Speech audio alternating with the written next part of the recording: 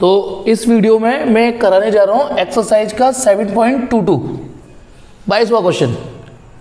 ठीक है, एडिशनल का पहला ही क्वेश्चन है, वैसे 7.22 है, लेकिन इस सवाल को आप तभी समझ पाओगे इस वीडियो में जब आपके पास के कॉन्सेप्ट एग्जैक्ट क्लियर होंगे बिल्कुल। या तो मेरी पास की वीडियोस आपने देखी होंगी या आप कहीं भी पढ़े हो और आपको इसके पास के कॉन्सेप्ट आते हो।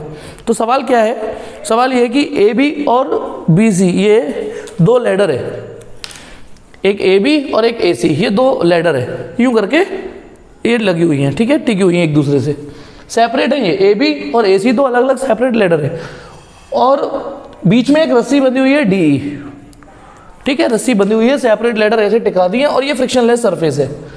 और क्या पूछा है उसने, बाकी जो डाटा सवाल में दे रखे हैं ए बी ए सी, ये पूरी ए बी, ये पूरी ए सी, यहाँ पे भी लिख दिया मैंने 1.6 मीटर, यहाँ भी लिख दिया 1.6 मीटर। ये जो रस्सी बंधी हुई है डी ई वो 0.5 मीटर की है ए बी के मिड पॉइंट पर। अच्छा, उसने मिड पॉइंट नहीं बोला, उसने बोला है कि ये दूरी 1.2 मीटर है, ये दूरी 1.2 है ना। तो अब आप बताना, अच्छा ये भी बोला है जो रस्सी है, ये जो डी रस्सी है, जो डी पॉइंट है, वो ए बी का मिड पॉइंट है, ये सवाल में बोला हुआ है। अभी मैं वो चीजें बोल रहा हूँ जो सवाल में गिवन है, फिर अपनी बुद्धि बाद में लगाएंगे। तो ये मिड पॉइंट से एक रस्सी बांधी है ये डी ई, तो बताना ये दूरी कितनी होगी 0.8, ये भी 0.8, ये 0.8, ये 0.8, क्योंकि टोटल 1.6 है ना, टोटल 1.6 है, तो ये 0.8 हो गया, ये 0.8, ठीक है। और ये भी मिड पॉइंट पर ही अटैच किया है अकॉर्डिंग टू क्वेश्चन। ये जो एफ पे एक अलग से वेट अटैच कर दिया है, वो भी मिड पॉइंट पे अटैच किया है। तो बताना ये 0.8 था तो ये 0.4 हो जाएगा, 0.4, ठीक है। तो इसका मतलब तभी तो ये 1.2 आ रहा है, या ऐसे समझो, एक्चुअली दोबारा से समझो, ये 1.2 आ रहा है तो 0.8 तो ये रहा, बचा हुआ 0.4 हो गया, तो इसका मतलब ये मिड पॉइंट है। आप ऐसे समझिए, इसका मतलब ये मिड पॉइंट है, ठीक है। तो ये डाटा सवाल में दे रखे हैं। और एफ बी कहाँ गया, एफ बी, हाँ वो तो लिख ही रहा है 1.2 मीटर, और ये जो वेट अलग से लगा दिया है वो 40 किलो का है। फिर उसने पूछा क्या है, उसने पूछा है कि find the tension in the rope and force exerted by the floor on the ladder. देखिए, पहले तो इस सवाल में कुछ अजम्पशन बोली है कि सरफेस को फ्रिक्शनलेस मानना है और रस्सी का कोई वजन नहीं मानना, लैडर का भी कोई वजन नहीं मानना। सवाल ने बोला है तो यही मान के चलेंगे। तो अब आ जाइए, अब हमें क्या क्या करना है। देखिए, सबसे पहले यहाँ पर एक कॉन्टैक्ट फोर्स होगी N1, यहाँ पर एक कॉन्टैक्ट फोर्स होगी N2, क्योंकि फ्रिक्शन नहीं है तो यहाँ फ्रिक्शन नहीं दिखाऊंगा मैं, एक N1 एक N2, ठीक है। ये रस्सी है तो रस्सी में ऐसे करके यहाँ टेंशन हो रही होगी, और क्योंकि रस्सी सेम है तो यहाँ पे भी टेंशन एक्सर्ट हो रही होगी T, ये टेंशन। और कौन सी फोर्स, एक फोर्स यहाँ W है, ये W की वैल्यू mg, m 40 है तो 40g, ओके। एक फोर्स और ये दोनों एक दूसरे पे लगा रहे होंगे, ये इस पर, ये इस पर, ये वाली ए बी लगा रही होगी ए सी पर और ए सी लगा रही होगी ए बी पर, ये फोर्स, इसका नाम दे देता हूँ F1 F2। मैग्नीट्यूड तो बराबर ही होगा, एक्शन रिएक्शन, भाई मैग्नीट्यूड तो बराबर ही होगा, ठीक है। ये एक्शन रिएक्शन, ध्यान रखना, ये एक फोर्स ए बी ने ए सी पर लगाई है और ये वाली फोर्स ए सी ने ए बी पर लगाई है। ध्यान रखना, यदि मैं पूरे को सिस्टम मानता हूँ, A B plus A C together is taken as one system, तो फिर ये इंटरनल फोर्स हो जाएगी, ये इंटरनल फोर्स हो जाएगी, फिर हमें इनकी कोई जरूरत नहीं दिखाने की। लेकिन यदि मैं सेपरेटली ए सी को सिस्टम मानूं, मान लो ए सी को सिस्टम मानूं, जैसे इमेजिन करो खाली ए सी को सिस्टम मानूं मैं, तो केवल ए सी का फ्री बॉडी डायग्राम कैसे बनेगा, ए सी का फ्री बॉडी डायग्राम, ई पर ये फोर्स लग रही होगी टेंशन, सी पर ये फोर्स लग रही होगी N2, इस पर एक फोर्स ये लग रही होगी F, ये लग रही होगी ना। और यदि मैं सेपरेटली ए बी का फ्री बॉडी डायग्राम बनाऊं, ए बी का फ्री बॉडी डायग्राम बनाऊं, तो ए बी पर कौन कौन सी फोर्स लग रही है, नीचे से N1 लग रही है, ठीक है, यहाँ पे T लग रही है, इस पर तो यहाँ W भी लग रही है, और एक यहाँ लग रही है F। तो ये सेपरेट सिस्टम मानोगे तो आपको ये और ये दिखानी पड़ेंगी, लेकिन सिस्टम को टुगेदर यदि ए बी और इन दोनों को, ए बी और ए सी को मिला के सिस्टम मानो, तो फिर इसको दिखाने की जरूरत नहीं है, ये इंटरनल फोर्स हो जाएंगी। तो इस सवाल में एक तो हमें N1 निकालना है, एक N2 निकालना है, और टेंशन निकालनी है, चाहे वो ये निकाल लो चाहे ये निकाल लो। तो शुरू करें। तो पास्ट में जैसे सवाल करते आए ना, वही बुद्धि लगानी है, कोई एक्स्ट्रा खर्च नहीं करनी। थोड़ी सी ज्योमेट्री जरूर खर्च करनी पड़ सकती है, तो मेरे कहने पे पहले ज्योमेट्री पे खर्च कर लेते हैं टाइम। यहाँ से एक लाइन खींचता हूँ मैं, ठीक है, ये एक लाइन खींच रहा हूँ यहाँ से परपेंडिकुलर, ठीक है, बताना ये जो ट्राइंगल बना है, ये पूरी दूरी हो गई ये पूरी दूरी 0.5 दे रखी है, तो यहां से यहां तक की दूरी होगी 0.25, याद रखिएगा ये 0.25 हो गई यहां से यहां तक, ये 0.25, ये भी 0.25 ही हुई। कैसे पहचाना मैंने, क्योंकि टोटल 0.5 थी ना, तो ये बिल्कुल मिड पॉइंट से जा रही है तो 0.25 हो गई। अब इस वाले ट्राइंगल में ये मिड पॉइंट है, मिड पॉइंट थ्योरम लगा दीजिए, ये इसके पैरेलल मिड पॉइंट थ्योरम से, तो इसका मतलब ये इसका ट्वाइस होगा, ये 0.5 मीटर हो गया, ये भी 0.5 मीटर हो गया, ठीक है, ये मिड पॉइंट थ्योरम से। फिर एक और चीज आपको जरूरत पड़ेगी, इस पॉइंट का नाम ओ दे देता हूं, ओ, इस पॉइंट का नाम ओ दे देता हूं, है ना, ओ, इसकी शायद जरूरत पड़ जाए ना, पॉइंट तो दे ही देता हूं, ABCDEF, एक काम करो F तक आगे GH ऐसे नाम दे देता हूं, ठीक है। अब ये दूरी कितनी है, 0.8। अच्छा, ये वाला ट्राइंगल एक बार बना लेता हूं, अलग से बना देता हूं मैंने ये वाला A, ये G और ये E, जिसमें GE की वैल्यू 0.25 है और AE की वैल्यू 0.8 है, क्योंकि मिड पॉइंट है ना 0.8, क्योंकि टोटल 1.6 दे रखा है, तो आधा 0.8 हो गया। तो यहाँ पाइथागोरस थ्योरम लगा लीजिएगा आप, ये और ये पाइथागोरस थ्योरम मैंने निकाल के रखा हुआ है, ये आ रहा है 0.75। मतलब यहाँ पे मैं क्वेश्चन मार्क डाल देता हूँ कि ये आपको खुद निकालना है, और जब आप निकालोगे तो मेरा निकाला हुआ है 0.75 मीटर आएगा, ये हमने निकाला, अपनी मेहनत से निकाला है, सवाल ने नहीं दिया है। तो चलिए आइए सवाल शुरू करते हैं सॉल्यूशन, क्योंकि ये पूरा सिस्टम पहले तो टेकिंग both ladder together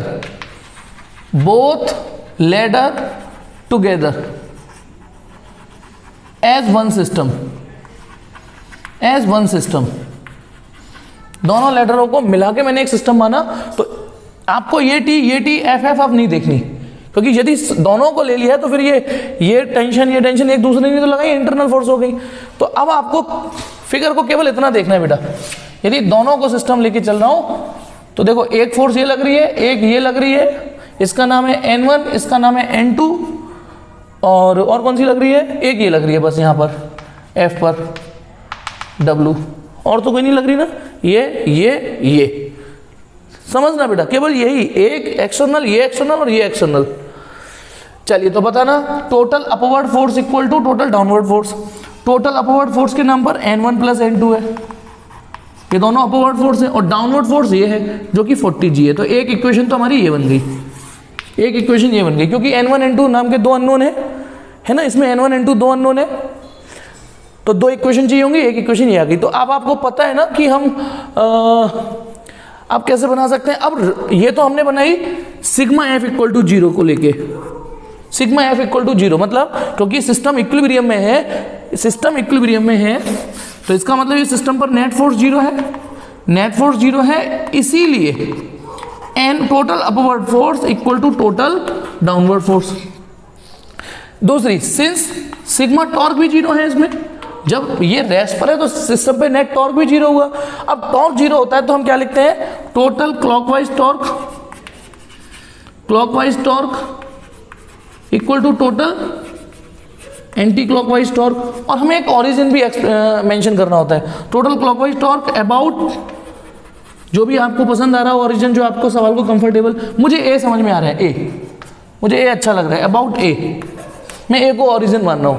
तो अब आज ये एक्टिंग करके बताइए, ये वाली जो फोर्स है, यदि ए पर ये लैडर है और ये फोर्स ऐसे लगे तो ये इसको ऐसे तो घुमाएगी, ऐसे घुमाएगी यूं करके, ये कौन सी हो गई, क्लॉकवाइज, यानी ये जो N1 है ये क्लॉकवाइज घुमाने की कोशिश करेगी।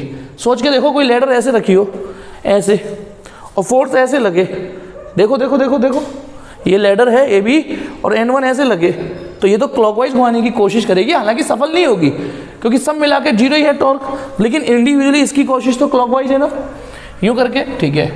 इसकी कोशिश कैसी है, ये ऐसे घुमाना चाहेगा इस लैडर को ऐसे, ये एंटी क्लॉकवाइज कोशिश हो गई। ये कैसे घुमाना चाह रहा है बोलो, ये ऐसे घुमाना चाह रहा है ऐसे, ये कौन सी कोशिश हो गई बोलो, ये भी एंटी क्लॉकवाइज हो गई। तो यानी इन तीनों फोर्सों का जो टॉर्क आएगा, उनमें से इसका क्लॉकवाइज है, इसका एंटी क्लॉकवाइज है, इसका एंटी क्लॉकवाइज। तो सिर्फ तो बताइए, अब जब आप ये लगाओगे तो total clockwise torque about A equal to total anti clockwise torque about A. तो हम फॉर्मूला लगाते हैं F इंटू डी का।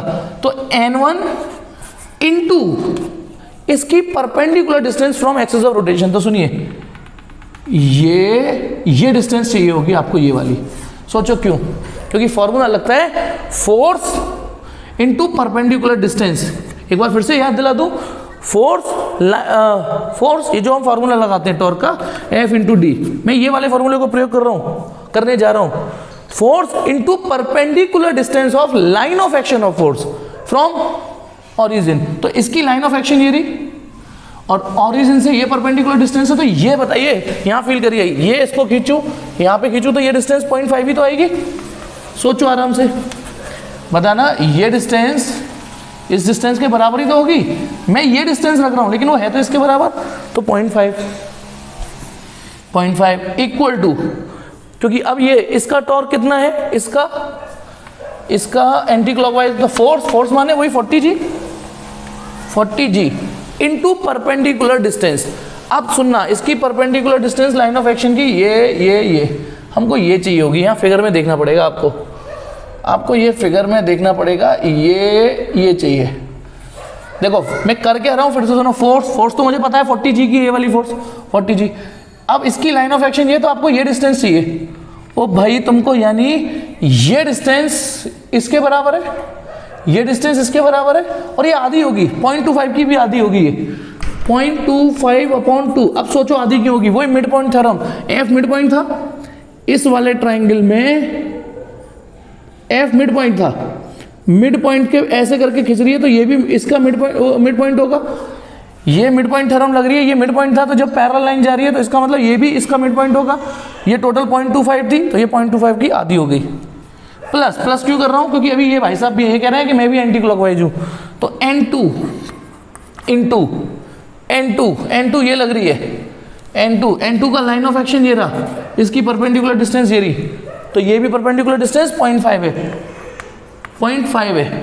ठीक है, तो इसको अरेंज करिए, इसको मैनेज करिए, इसको सॉल्व करिए।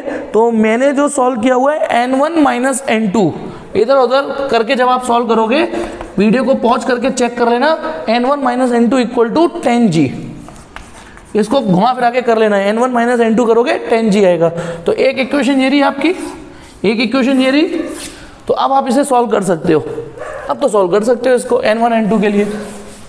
ठीक है, अभी रुक जाना, तो इन दोनों को ऐड कर दो तो साफ दिख रहा है। ऐड करने पर वो अपने आप कर लेना, 2N1 इसको ऐड करोगे तो 2N1 इक्वल टू 50G। तो N1 आ गया 25G, मल्टीप्लाई कर दीजिएगा बेटा 9.25G। तो N2 कितना हो गया, अब N1 प्लस N2 40G है, जिसमें से N1 25 हो गया तो N2 15G हो गया। G 9.8 का मल्टीप्लाई कर दीजिए, 9.8 का आपका ये वाला आंसर आया पहले, तो 25, ये 15 इंटू 9.8। तो ये जो आंसर आएगा, एक 245 आ रहा है, एक 147, 245 न्यूटन और एक 147 न्यूटन। Is it okay? यानी सवाल का पहला पार्ट तो ये हुआ, हमने N1 N2 निकाल दिए। अब एक और क्वेश्चन और है, हमें ये टेंशन भी निकालनी है। अब टेंशन निकालने के लिए ये यदि मैं पूरा सिस्टम लेता हूं तो टॉर्क और F ना, तो ये टॉर्क ये T और F एक्शन में नहीं आ पाएंगे क्योंकि इंटरनल फोर्स है। तो एक काम करते हैं, पहले इतना स्क्रीनशॉट ले लीजिए। ठीक है, स्क्रीनशॉट ले लिया, ठीक, मैं ये मान लेता हूं। और N1 N2 की वैल्यू अब आ जाइए। अब मैं केवल AC, taking only AC as a system, taking only AC as system, later AC को सिस्टम ले रहा हूं। तो AC का फिगर बनाते हैं, फ्री बॉडी डायग्राम ऐसे करके। ये रही, इस पर एक N2 लग रही है इसकी वैल्यू, और इस पर एक F लग रही है, और कौन सी लग रही है, T लग रही है। ये तीन फोर्सेस इस तरीके से इस पे लग रही है। अच्छा, मैंने इसको क्यों नहीं लिया AB को, क्योंकि इसमें 4 लग रही है होने को, तो इसमें 4 कौन सी लग रही है, N1 T, एक ये भी तो लग रही है इसमें, और ये लग रही है, तो ये ठीक है ना।